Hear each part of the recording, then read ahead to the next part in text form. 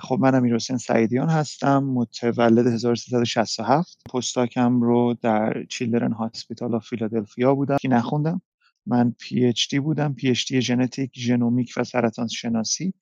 پستاکم هم ژنومیک بود با آقای هاکان هاکونارسون. قبل از پی اچ دیم که با آقای یونی یویتو بود، رو بیماری‌های پوستی ژنتیکی کار می‌کردم. قبلش هم 2 سال به عنوان تکنسین بودم در آزمایشگاه.